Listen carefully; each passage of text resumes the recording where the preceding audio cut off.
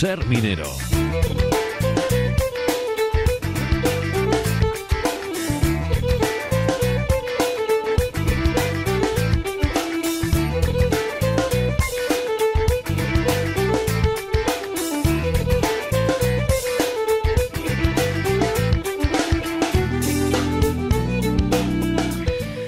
Son las 12:40, momento de irnos hasta Sabero para saludar al director del Museo de la Minería, que allí se ubica, allí se encuentra. Él es Roberto Fernández. ¿Cómo está, Roberto? Pues muy bien, con un fin de semana muy animado, con exposición nueva y con mucha gente visitando el museo, o sea que encantado. Qué bien. Bueno, la nueva exposición, ¿hasta cuándo la vais a tener? Bueno, pues, todavía por bastante tiempo, ¿no? En principio hasta finales de junio. Ajá. Estará todo este mes de marzo, abril, mayo y junio. Muy bien, aunque el hecho de que quede bastante tiempo tampoco significa que haya que despistarse, ¿no? Hay que organizarse para acercarse. No, hay que ir a verla cuanto antes. Oye, recordamos a los oyentes de la temática y... Pues mira, es una exposición que lleva por título Máquinas Poéticas y es una retrospectiva de un artista leonés, de Carlos Cuenyas, que bueno, me imagino que muchos oyentes del programa ya lo conocen por sus obras que no pasan desapercibidas, sí. Porque es un artista que bueno, es multifacético, toca muchos temas en el mundo del arte, pero sus obras así más peculiares son aquellas que realiza en hierro y en acero inoxidable. Lo recordarán por su Fórmula 1, entonces tenemos el museo ahora mismo repleto de obras de Carlos Cuenyas con un jeep en acero inoxidable a tamaño real, con un quad, con grandes estructuras metálicas, obras sorprendentes que encajan perfectamente con la filosofía del museo. Y que además, yo creo que es una exposición muy divertida, sobre todo para los niños. Este fin de semana ha estado genial. Ha habido mucho público familiar y los niños han estado encantados también con esta exposición, y los mayores yo creo que va a ser la exposición de la temporada. Qué bien. Bueno, el metal, ¿no? Al servicio del arte en un museo, que digo de la minería, pero también lo es de la siderurgia. Claro, sí.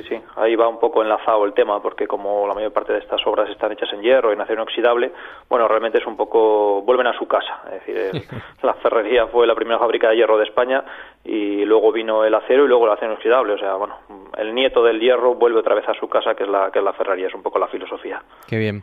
Bueno, lo que vamos a hacer hoy va a ser dar continuidad, ¿no?, al especial que dedicamos hace algunas semanas en torno a las publicaciones, a las revistas mineras, ¿no?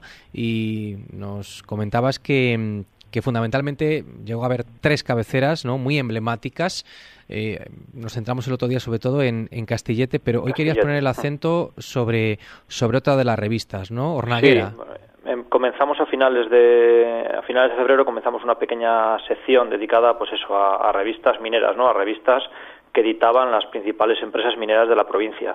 Y en su momento hablamos de que las 3 cabeceras más importantes en la provincia eran Castillete, que editaba Olleras Sabero Anexas, que ya hablamos en el anterior programa de ella, Rozadora, que era la revista del grupo de empresas de Victorino Alonso, que la dejaremos para otra ocasión, y hoy sí que nos centraremos, si te parece, en la revista Hornaguera, que es la revista, digamos que es la veterana, ¿no?, de estas 3, la más antigua, y que editaba, porque ahora no la edita, y que editaba la Hullera vasco-leonesa. Uh-huh.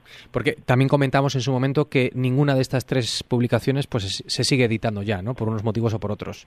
Pues sí, por desgracia ya ninguna de ellas se edita. Castillete, que fue de la que hablamos el otro día, pues ya hace casi 25 años que desapareció, lo hizo a la vez que lo hacía la empresa que la editaba, Olleras, y luego Rozadora y Hornaguera, están desde hace ya un par de años, 3, están un poco ahí en tiempo muerto, están en stand-by porque, por la situación por la que atraviesan las empresas mineras que son responsables de estas revistas, no es la situación más adecuada para este tipo de gastos. Entonces, de momento están ahí dormidas. Esperemos que despierten pronto. Ojalá.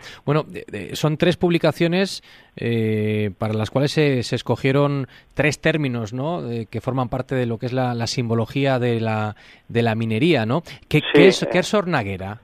Pues, como dices tú, son 3 términos muy mineros. Lógicamente hay 2, Castillete y Rozadora, muy conocidos, ¿no? Castillete ya sabemos todo lo que es, Rozadora es la máquina del interior que arranca el carbón de manera mecánica, pero Hornaguera no es tan conocido y significa carbón de piedra. Fíjate, algo tan sencillo como eso. Este es el título de la revista Hornaguera, carbón de piedra. Una revista que es la que la más veterana, ¿no?, de todas ellas, y además llegó a superar los 400 números, que ahí es nada.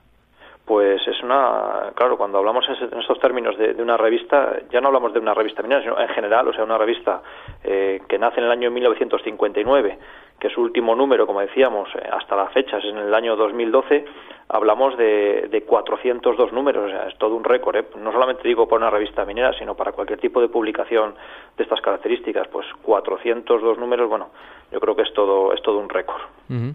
En cuanto a la periodicidad, ¿cada cuánto se publicaba la Hornaguera? Pues fue una revista que nació con la pretensión de ser una revista mensual y bueno, así estuvo bastantes años con una periodicidad mensual, pero luego ya pasó a ser trimestral y luego pues acabó siendo semestral, casi hasta el final pues fue semestral. O sea, yo creo que ser mensual era demasiado igual optimista, ¿no? Una revista de empresa todos los meses, pero sí que tiró unos cuantos años siendo mensual, uh-huh. Luego trimestral y al final semestral. De acuerdo. ¿Qué podemos decir pues sobre las características, ¿no?, de la publicación y cuál era el público al que iba dirigida?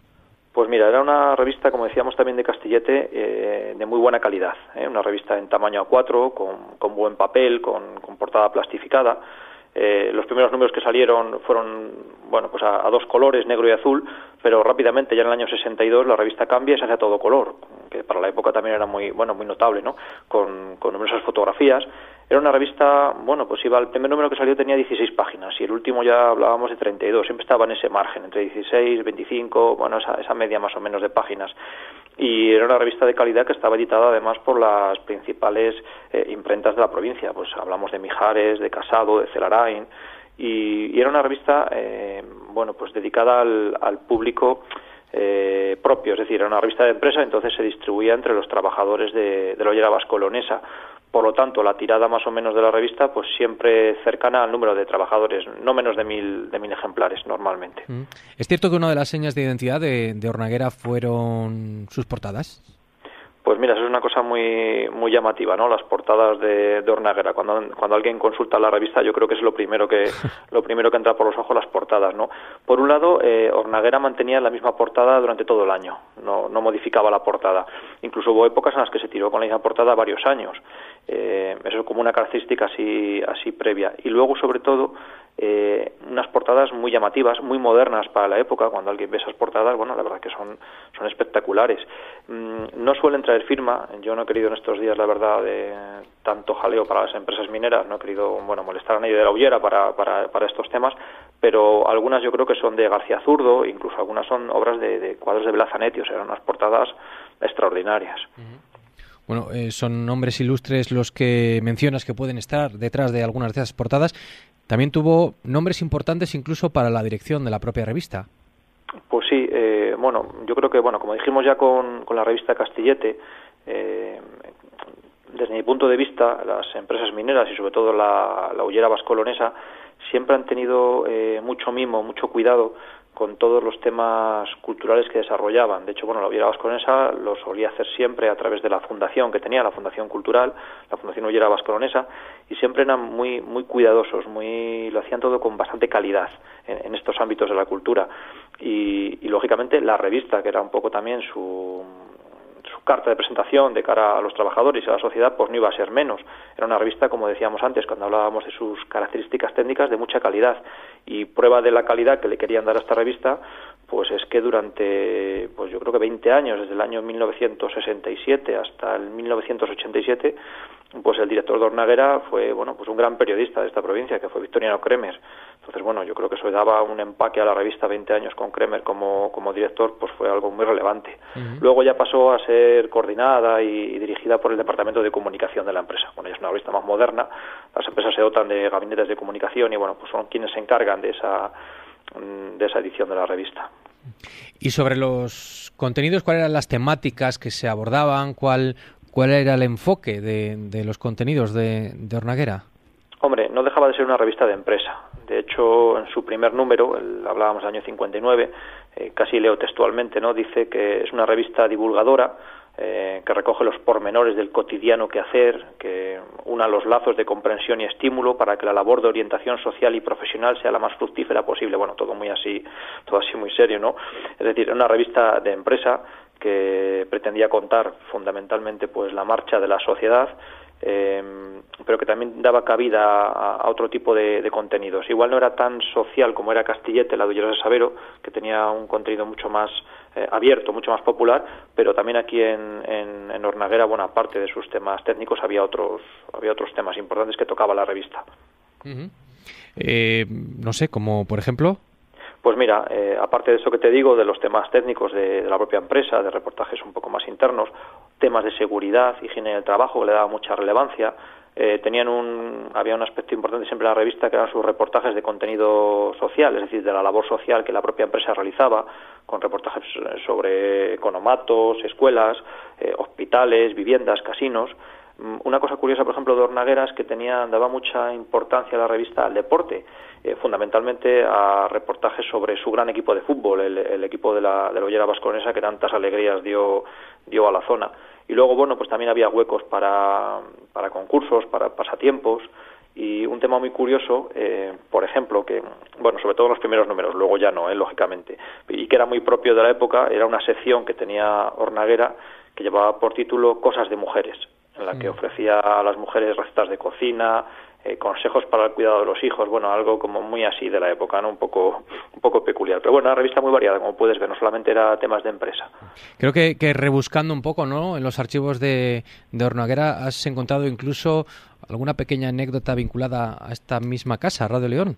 Pues sí, ojeando Ornaguera, bueno, claro, ojear 400 números es una tarea un poco ya para una tesis, ¿no?, de Ornaguera, pero bueno, ojeando algunos números, pues me encontré con un artículo que habla de Radio León, ¿no?, de la casa en la que estamos hablando ahora, y publican un reportaje que dedicó Radio León en una sección que tenía, que se llamaba El aplauso del día.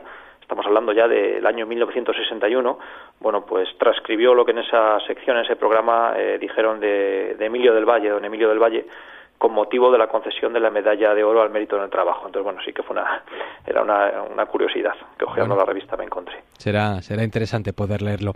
Bueno, pues es el recuerdo, ¿no?, a una de esas 3 grandes cabeceras mineras, en este caso Ornaguera, publicada por la Ollera Vasconesa, y nos quedará, ¿no?, en algún programa futuro, cerrar la trilogía, ¿no?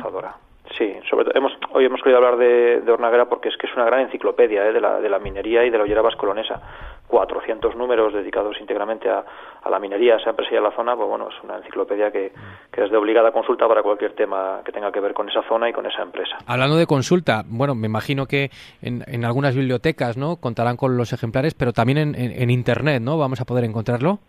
Sí, nosotros tenemos en el museo bastantes ejemplares, pero sobre todo la fuente clave es Internet, es la página de la Fundación Ollera Vasconesa, que es fhvl.com, y ahí está, como decíamos el otro día con Castillete, está la revista Ornaguera digitalizada y a disposición de manera libre para cualquiera que la quiera consultar.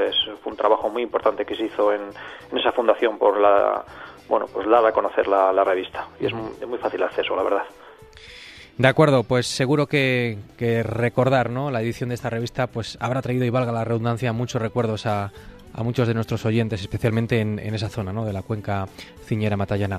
Gracias, Roberto Fernández, un fuerte abrazo. Muchas gracias, hasta el próximo lunes.